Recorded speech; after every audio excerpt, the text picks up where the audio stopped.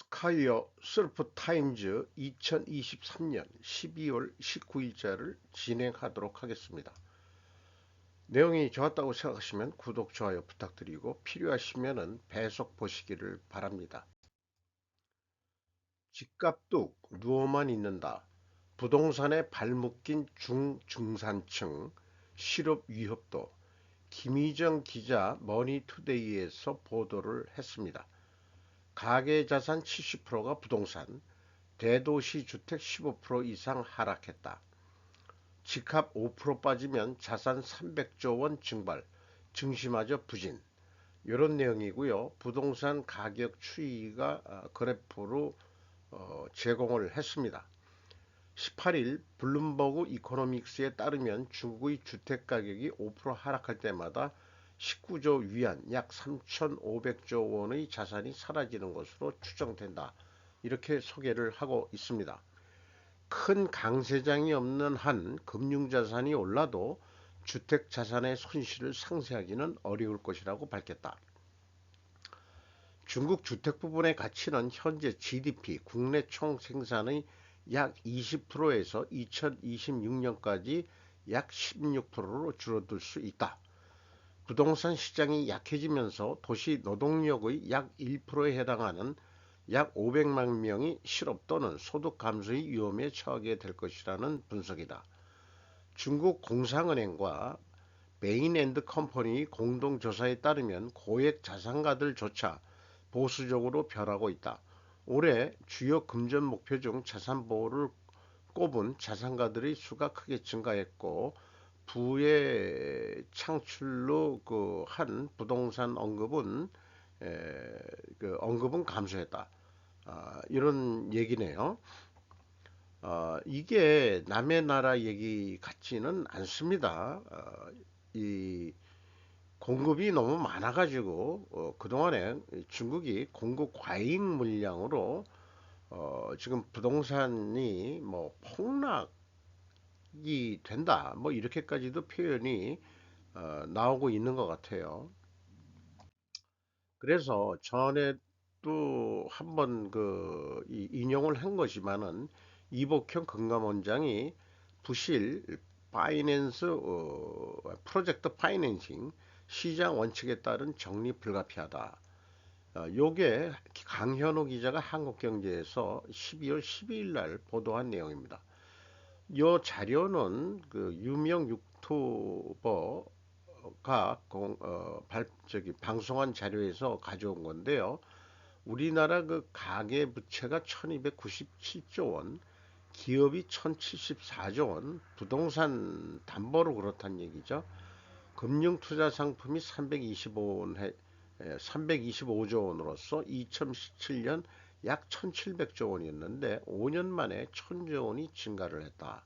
이런 얘기가 이런 상황이라는 거죠. 한국도 중국과 유사하지 아니한가?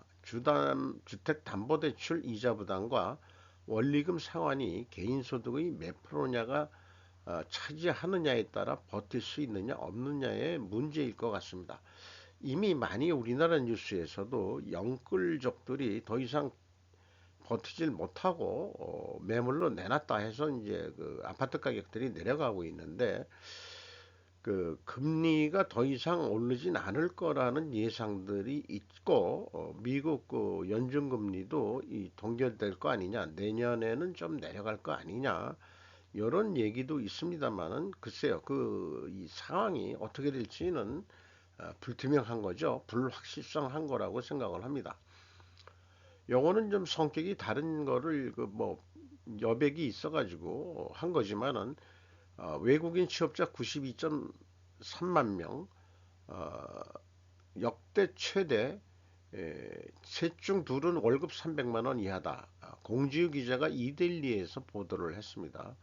2023년 이민자 체류 실태 및 고용조사 결과 상주 외국인은 143명 최다인데 이 중에서 그 취업자가 92만 명이니까 한 50만 명은 취업자가 아닌 사람들이 들어와 살고 있다는 얘기죠. 그리고 E9 유학생이라는 E9이라는 게 뭐 비자 등급인 모양인데 유학생이 증가했다.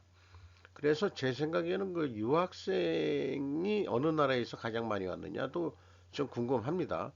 외국인 취업자 56.5%가 15에서 39세다. 3% 증가했다. 이런 얘기입니다. 국적별 상주 인구를 보면 베트남이 3만 2천 명, 중국이 5천 명 등에서 증가했지만 한국계 중국, 인 이게 이제 조선족이라고 얘기를 해야 되겠죠. 7천 명에서 줄어들었다.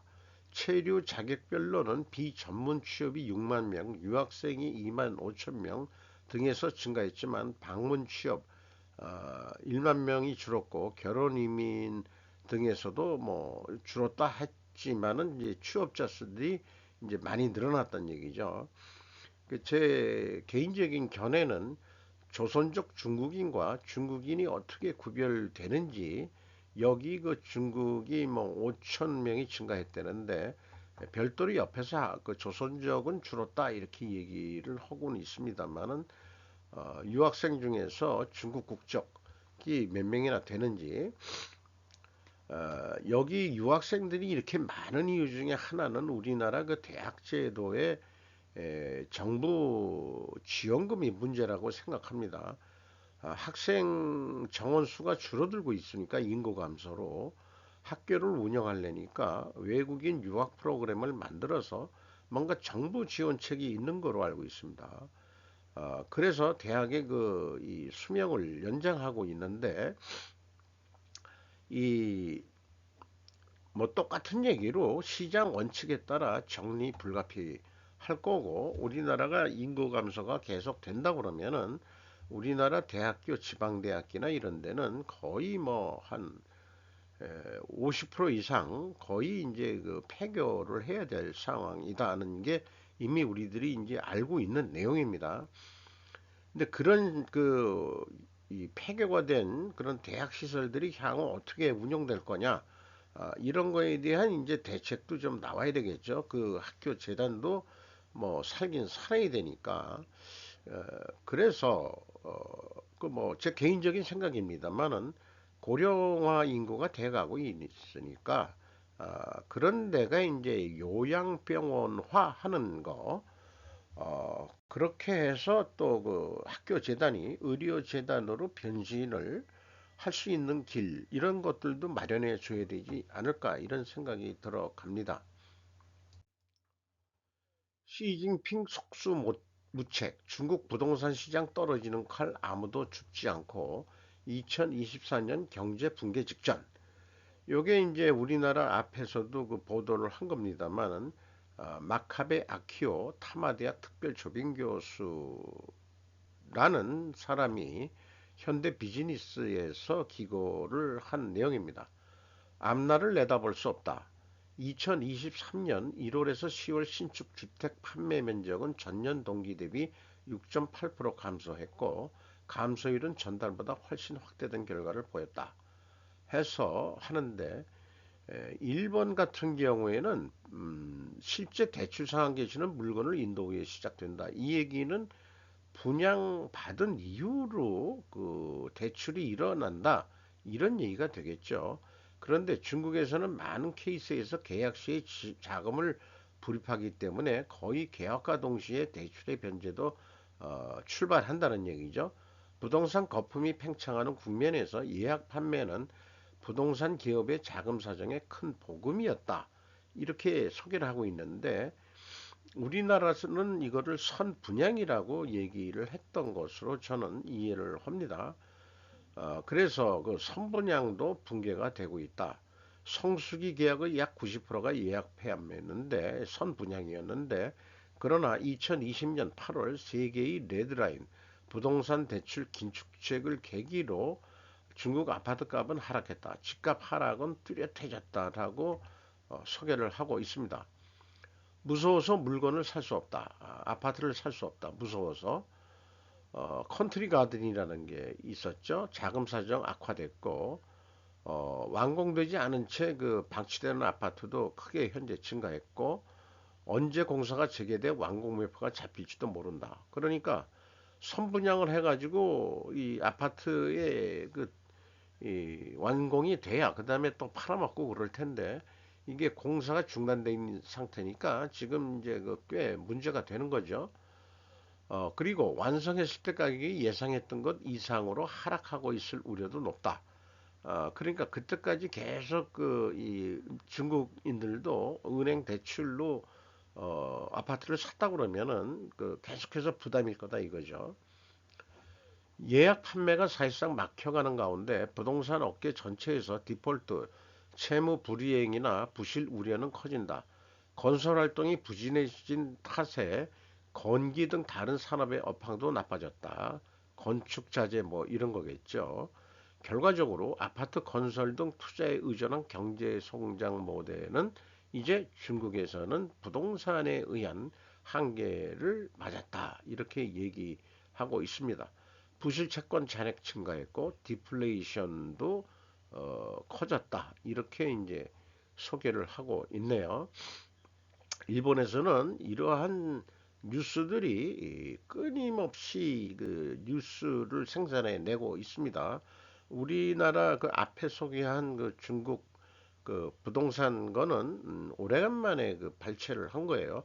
별로 우리나라에서는 그 중국 뉴스를 크게 다루지 않는 독특한 언론들이죠. 우리나라는 떨어지는 칼을 죽고 싶지 않다는 소제목으로 이렇게 그 소개들을 하고 있는데 에, 중국 금융 저 저기 공산당은 지방 정부가 추진하는 인프라 정비 프로젝트에 새로운 대출을 하도록 압박은 하고 있는데 뭐 그렇다는 거고요. 그 경기 부양을 위해서 거듭된 금리 인하, 작은 공급에도 불구하고 유한화 표시 신규 대출은 주춤했다. 해외 직접 투자도 유출 추세가 짙어졌다.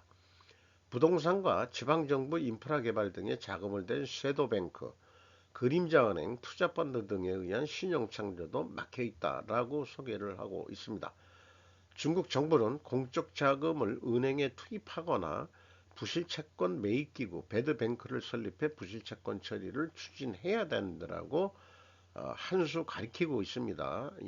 일본인이. 그리고 내년에도 불안정한 전개가 된다. 그래서 결국 중국이 이런 일을 당하게 된 것은 애초 아파트 공급이 수요를 초과해 재고 과잉을 해소하기 어렵다는 시각도 있다 하지만 이런 것이 근본 원인이 되지 않았겠느냐 이렇게 생각을 합니다. 유령 도시들이 많이 생겼다고 그러죠. 연내 주류가격 인상 계획은 없습니다. 구체적인 인상 시점과 인상률 등은 조만간 발표할 예정입니다. 롯데칠성음료 관계자. 요 내용은 별도로 제가 아, 롯데칠성 그 3분기 누적 실적을 분석을 해서 결국 소주값은 충분히 오히려 내려도 돈을 벌 수 있다는 취지의 분석 내용을 별도 방송을 이미 했습니다. 한미 북한 위협에 대비한 공동 핵방어 가이드라인 마련. 연합뉴스 모양인데요. 로이터 통신에서 보도를 했습니다. 서울 로이터에서 취재한 바에 의하면은 미국과 한국은 내년 중반까지 핵 방어 전략에 관한 공동 지침을 마련하고 북한의 핵무기를 억제하기 위한 통합 시스템을 구축할 계획이라고 연합뉴스가 토요일에 보도했다는 것을 로이터가 인용 보도했습니다. 뭐 많은 얘기들 뉴스가 이미 나왔습니다. 그리고 그 가이드라인에는 민감한 정보를 공유하는 방법과 핵 위기 시 협의 과정, 양국 정상 간 실시간 소통 채널 등이 포함될 것이다. 어, 핵 공격은 말마따나 긴박한 위기 상황이기 때문에 이런 대응을 해야 되겠죠. 한미 양국은 내년 연합군사 훈련에서 핵 운영 훈련도 포함할 것으로 보인다. 군의 훈련에 대해서 한번 제가 별도로 좀 생각해서 그 좀 취급을 좀 해봐야 되지 않을까 이렇게 좀 생각 중에 있고요. 어, 이 김태형가요? 그 우리나라 이 안보 보좌관이 에, 일본이 그 ICBM을 그 발행 아니 이 발사할 조짐이 보인다고 했는데 결국 이틀 연속 발사를 했죠. 우리나라가 이렇게 그 한미 간의 방어 이 시스템을 에, 논의 중에 있으니까 구체적인 아주 실전적인 그런 거를 하고 있으니까 거기에 대항이라고 하듯이 미사일을 쐈습니다. 그래서 우리나라 뉴스도 나왔지만은 제가 그 시사통신 뉴스를 그 편집한 이유는 이런 그림이 있기 때문에 그렇습니다. 이번에 쏜 거는 어디로 갔느냐? 한 약 1000km를 날아서 그 일본 북쪽 홋카이도 그 일본의 이지존 그 앞에 바로 떨어뜨리는 거로 만약 일본까지 넘어가면은 이제 이 침략 공격으로 이렇게 그 간주가 되겠죠. 그래서 그 한 1000km 가량 비행했다. 이렇게 얘기를 그 소개를 하고 있습니다. 그래서 지금 쏜 그 탄도 중량 등에 따라서는 미 본토가 사정거리에 포함될 것이라고 말했다.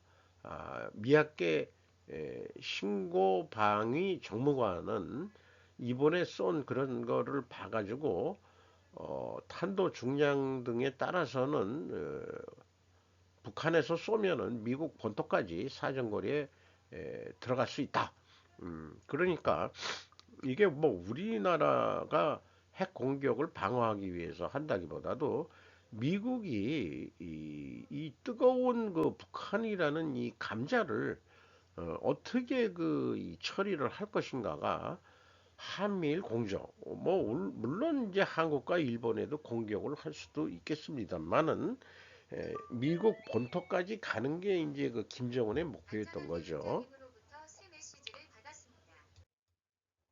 돈봉투 살포 송영길 구속, 불법 자금 수수, 경성 금품 관여, 허욱 이민준 기자 조선일보에서 보도를 했습니다. 법원 사안 중대하고 증거인멸 염려해서 구속 수사를 이 판결을 했다 그런 얘기죠. 심사가 통과됐다. 어, 그 증거인멸의 염려가 있다 이렇게 됐고 법조계에서는 검찰이 송 전 대표를 구속 상태에서 추가 조사한 뒤 돈봉투 수수 의혹이 있는 의원들을 향해 수사를 확대할 것이라는 전망이 나온다. 아, 뭐 항상 여유로운 송영길 그 의원인데요. 얼굴이 뭐 아주 그 생긴 거는 후덕스럽게 생겼어요. 떡판이 그 얼굴이 그냥 그 떡판이고 말이죠. 이렇게 얼굴이 퍼진 얼굴들이 이제 인종적으로 보면 몽골계고 그 호남계 사람들이 뭐 이렇게 얼굴이 여인들로 본다 그러면 그 널쩍한 얼굴이 미인형으로 되어 있고 그러는 건데 뭐 굳이 제가 뭐 이런 거는 그냥 아재 개그로 얘기하는 겁니다. 그래서 그 민주당 쪽에서 김정밀, 송영길 구속에 사법 리스크 이재명 의심 의원 조사 못해 당대표 내려놔야 김지은 기자가 뉴시스에서 보도를 했습니다. 본인 사법 리스크로 도덕 문제 리더십 실종됐다.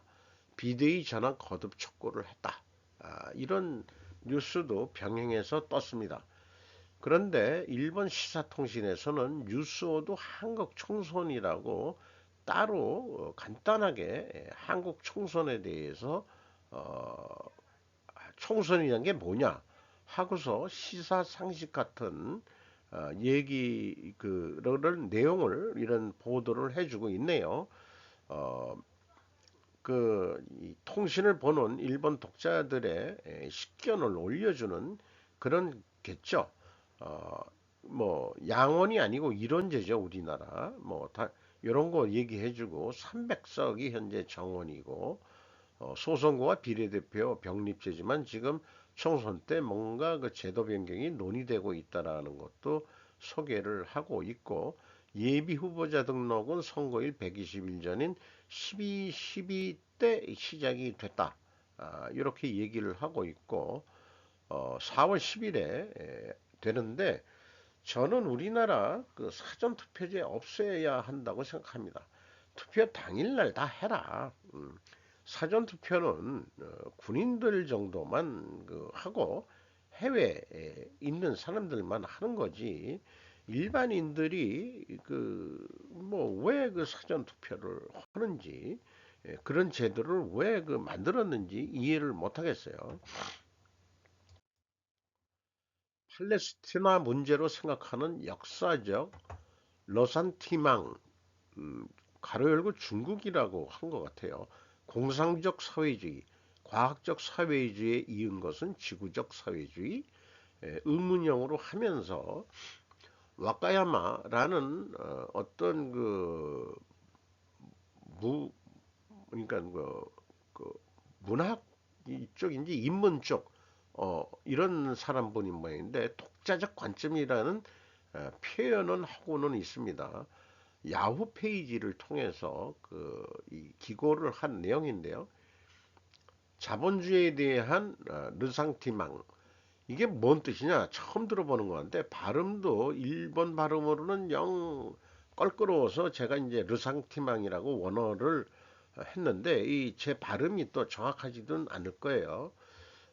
영어식으로 아니고 이게 프랑스 말인데 영어식으로 그냥 이 발음 이용 모르고 하면 리센티멘트 이렇게 되는 건데 이제 이 영어 사전을 찾아봐도 르상티망이라고 러상티망 이런 식으로 그 발음이 됩니다.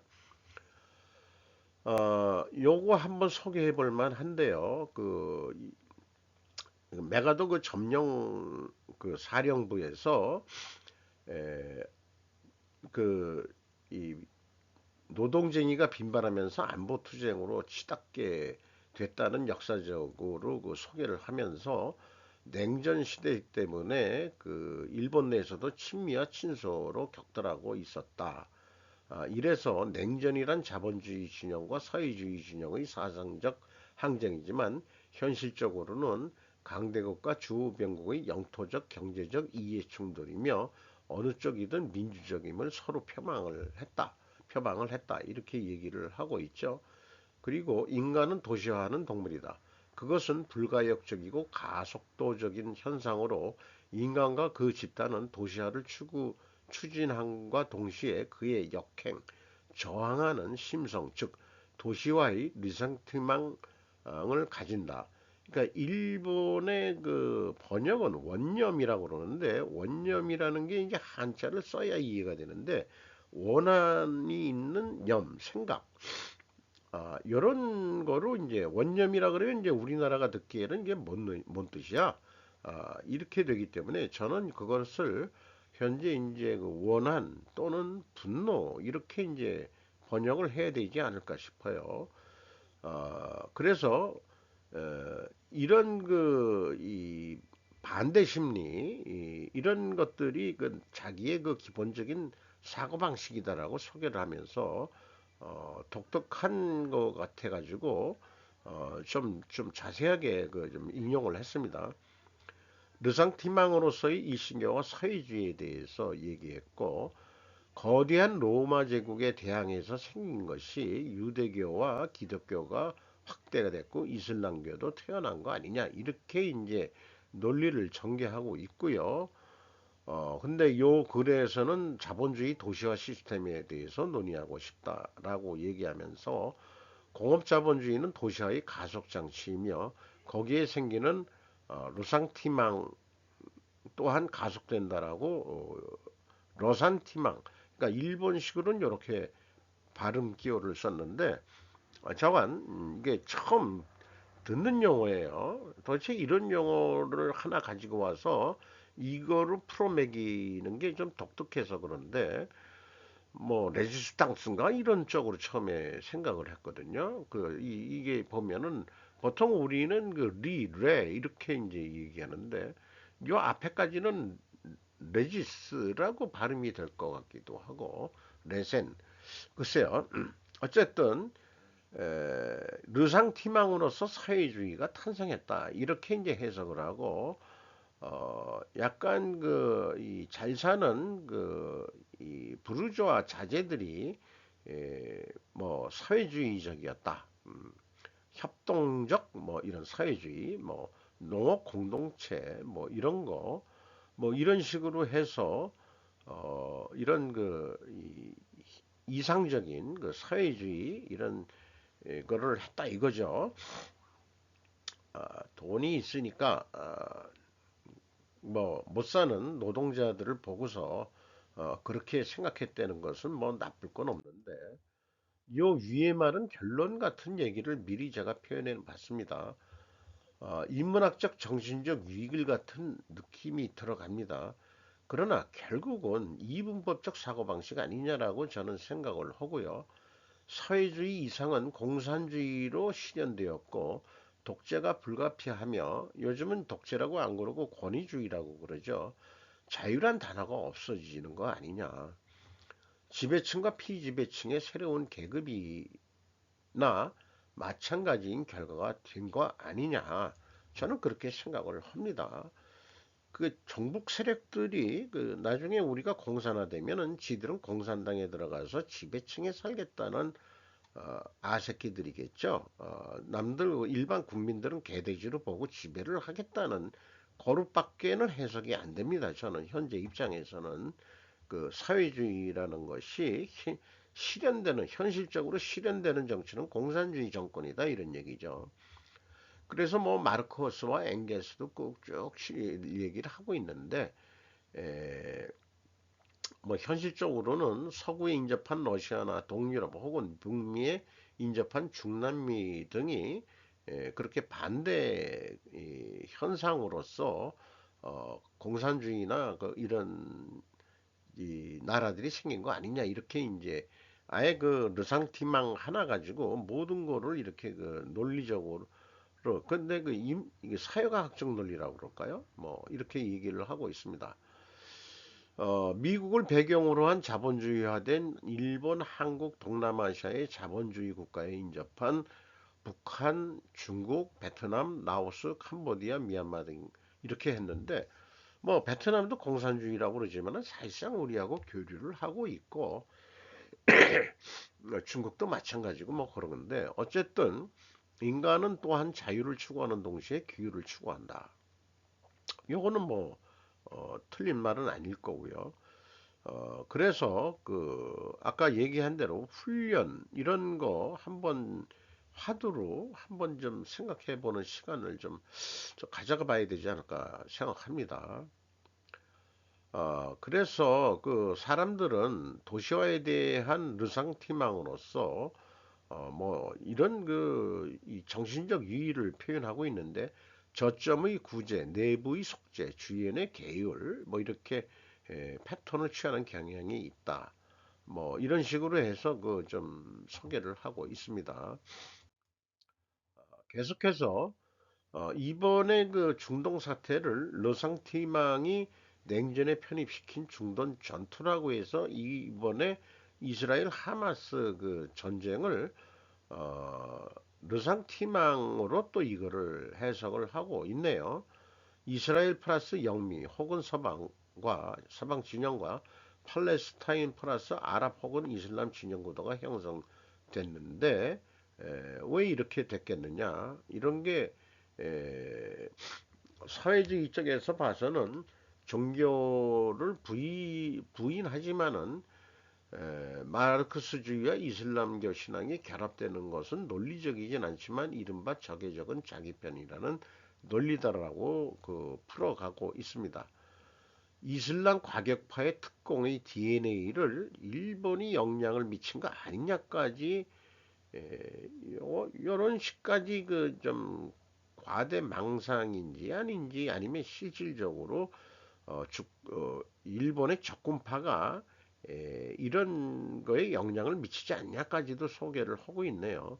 1972년 일본군 대원들이 이스라엘 로드 공항에서 자동 소총을 난사해 다수의 사상자를 내는 사건이 일어났다. 영국 신문들은 일면 톱에서 제페니스 레드암이 카미카제 테러리즘으로 보도했었다. 이런 것들이 중동에 일본이 수출한 꼴이 됐다. 그래서 특공부대의 그 DNA가 일본 적군파에서부터 간 거 아니냐. 또 이렇게까지 얘기를 하네요. 그래서 사회주의를 대체할 새로운 이야기들이 좀 논의되고 있는데 최근에 그 토마 피케티 이좀 사회주의 경제학자라고 볼 수 있겠죠. 그 사람의 그 책을 어, 저도 사서 읽어봤는데 이 사람의 논리는 부인이 됐습니다. 부정이 됐어요.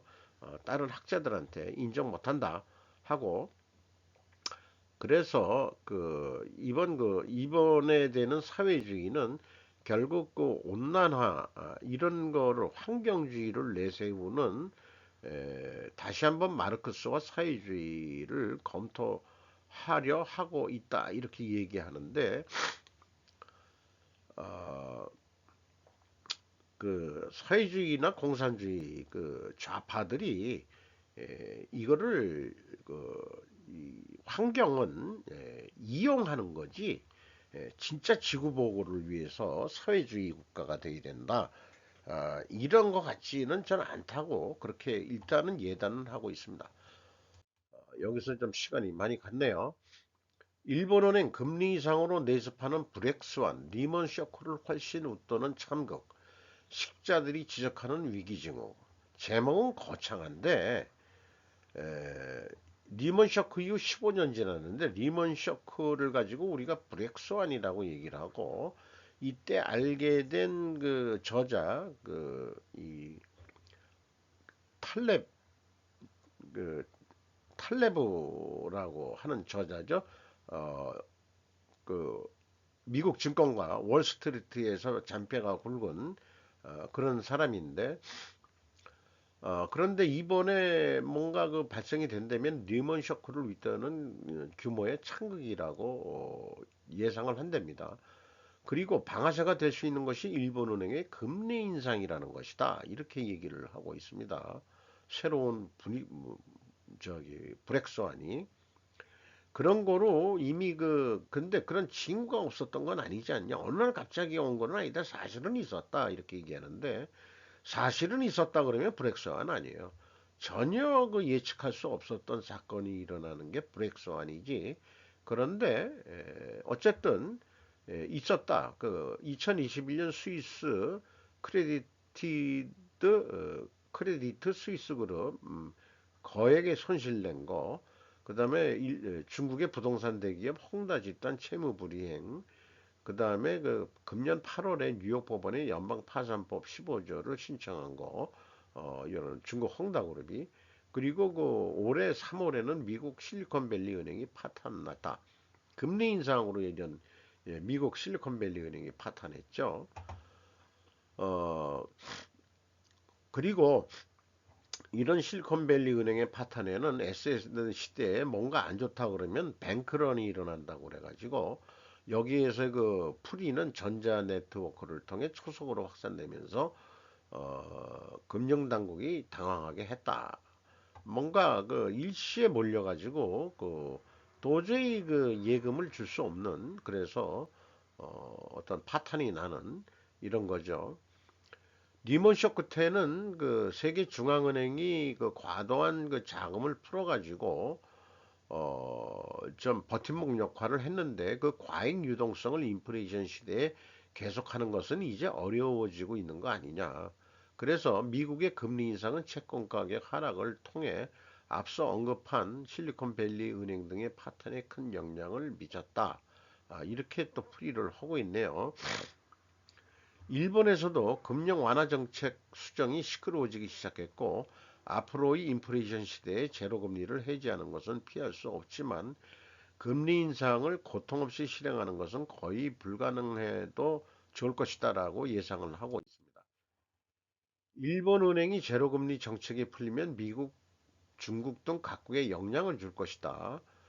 미중 위기가 파급되고 일본 민간주도 부활이 될 것이다. 이렇게 얘기를 하고 있고요. 그런데 사실상 일본의 버블 규모는 실질적으로 크지 않다. 그리고 주식시장도 아직은 저렴하다. 디스카운트 재팬이라고 되어 있는 것다고 하기 때문에 그러기 때문에 투자이신 워런 버핏이 종합상사에 이어 일본 기업 투자 기회를 노리고 있다라고도 소개를 하고 있습니다. 일본 기업이 이제 좋아질 것 같다 이런 얘기죠. 일본 기업의 주가는 그 내용에 비해 저렴하다고 느낀다. 정부 공공 부분에서는 큰 문제를 안고 있어 기시다 후미오 정권은 눈도 못 뜨고 있지만 일본은 민간 부분의 힘으로 발전한다고 생각하고 싶다. 이렇게 얘기를 하네요. 정부 기능을 너무 무시하면은 안 될 텐데 반도체도 사실 그 일본 정부가 그 이 정부 지원금이 있기 때문에 그 하는 거 아닌가요? 어쨌든 그 이 1990년경 일본의 거품 경기가 일본이 너무 기고만장했기 때문에 아니 환율 정책으로서 그 일본을 프라자 합의를 죽인 거죠. 그래서 잃어버린 30년이 됐는데 이번에 이제 어, 이- 그 미국과 중국이 거품이 무너진데 이번에는 일본이 번영해도 이상하지 않는 거 아니냐라고 결국은 무슨 제목은 큰 그 리먼 사태 이상 참극이 일어났다 거창하게 얘기했는데 내용을 잘 들어보니까 일본이 이제 번영하겠다 이런 아주 그냥 그 구구적인 그런 표현이네요.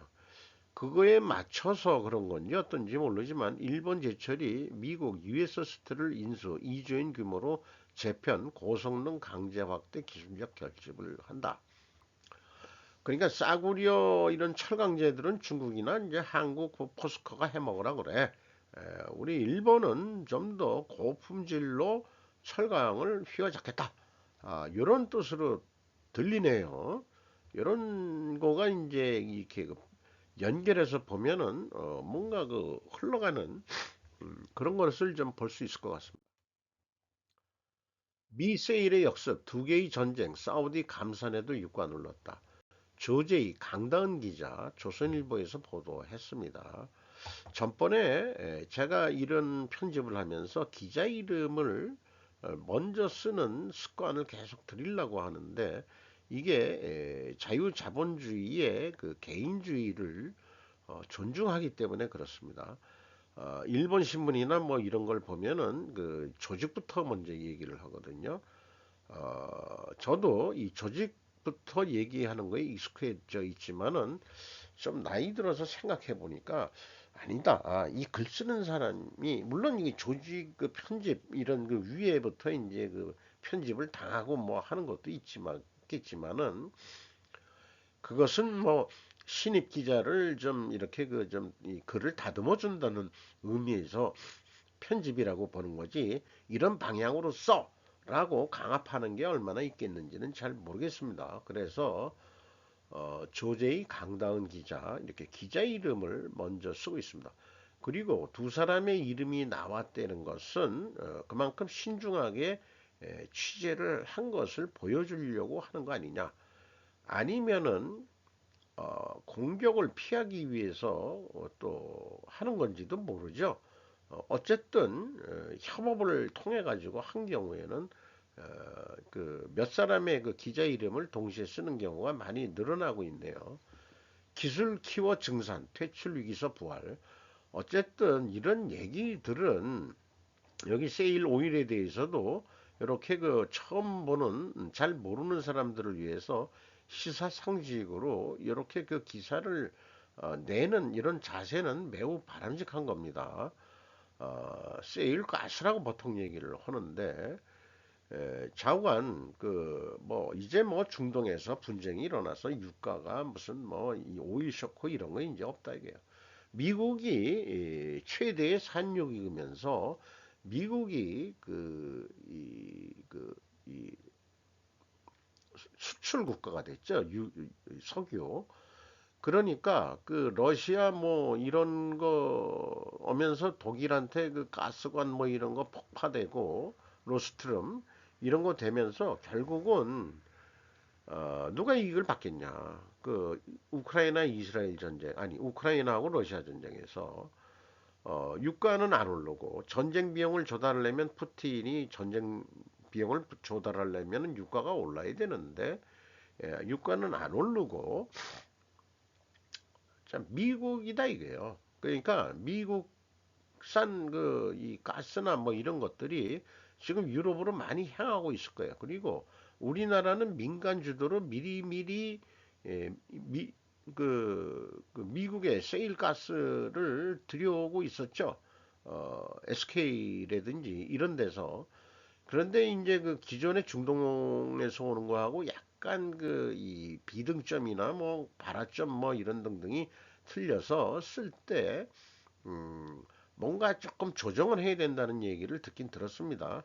그런 것들이 뉴스에 나온 적은 없어요. 그런데 언뜻 봤던 기억이 납니다. 그리고 구체적으로는 얘기는 안 하지만 아직도 그래도 뭐 중동에 의존하는 게 세기 때문에 우리나라는 그 이 일본하고 똑같은 입장이거든요. 그 석유 의존도 100% 외국에 의존해야 되기 때문에 그래서 그 경제 공조도 꼭 필요한 입장이라고 봐야 되겠죠. 이번에 그 저기 홍해 그쪽 어디에서 그 후티 반군 공격 뭐 이래서 중국이 그게 지금 문제가 1대1로를 통해서 석유 가는 게 문제라고 그러는데 우리나라는 거기 그 타격군이 가 있죠.